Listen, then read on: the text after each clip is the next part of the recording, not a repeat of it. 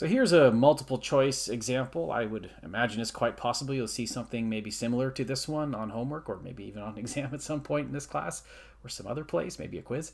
Um, it asks, which of the following equations is correct by unit analysis? I said unit analysis there. Actually, I've been talking about unit balancing. Is there really a difference? Actually, it's okay to say that. In that sense, like maybe in a chemistry class, if somebody said unit analysis, they'd maybe be thinking about doing a conversion. But in a physics class, if you say unit analysis, we're more thinking about this unit balancing concept within this topic, that is. So anyway, it says here, assume lowercase symbols to have units of length. That's pretty common. So like in physics, like if you look at some of the different choices over here, let me see if I can get my pen working here. Okay. I mean, we've got lowercase d. It might make sense. I don't know. It could be a diameter, I suppose, maybe. R could possibly mean a radius for like these two formulas. And this one's got an R and also an H. Maybe height. H could stand for a height, right?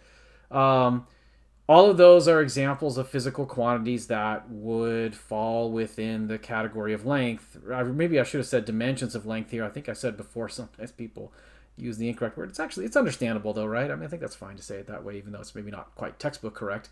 But it says that A definitely represents an area, and I think that makes sense. Although there are situations in physics where A could represent something else, like amplitude, if you're looking at a wave, for example, might come up at some point. But V standing for volume is also pretty common, although it turns out V can also stand for voltage and maybe a few other things. But anyways, letters can mean different things. But in this context, it makes sense that they would be area or volume. And the question we're really looking at here says, which of the following is correct thinking about unit analysis? Now, if I look at, let me look at each one in turn here carefully here. So if I look at choice A, what do I think is going on right there? I've clearly got area on one side, right? So I've got area on one side, and I'm claiming that that area is equal to a 4d cubed. Well, 4 is just a number.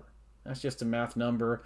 There's no units associated with that. But d being a length, I could interpret the units of that other side as corresponding to a length cubed. Now, we might recall that volume is length cubed, but area shouldn't be. So I don't think these two match. So that one can be ruled out based on that. And in the same way, like looking at B, I think we have their volume, which would be length cubed, right?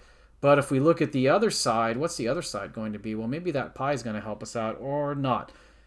4/3 pi, those are all just numbers. There's no units there. But there is that r squared. So I'd look at that right side of that equation and say that that is a length squared. Well, that would be like length cubed equals length squared, but that, again, also not a match by unit analysis. And then if you look at choice C, we're talking there about area being possibly equal to pi times r. Pi, again, is a pure number, r, so that's just a plain old length right there. So pretty clearly area does not equal length. So, oh boy, I hope D works, because otherwise this is a flawed question, right? That does happen once in a while where I screw up a question, so hopefully at least one of these is correct. I think it works, yeah, because we have volume there is equal to, now there's a 1/3 pi. Those are all just numbers, so those don't contribute to the dimensions or the units. But then there's, I'm going to maybe explicitly say here, r squared is a length squared, but then it's times another length, right? And since volume is length cubed, and length really, it's like if I were to work this out, maybe another step here to show that really that these dimensions are equal, balance on both sides. Volume is length cubed, and length squared times the length is also length cubed. The one annoying thing about the way I've written all these up is you have to do a lot of writing. So if you can do some of this in your head looking at questions like this, more power to you. I think that's really the thing to do to speed things up. But I really want to show how I arrived at that D being the correct answer to this question.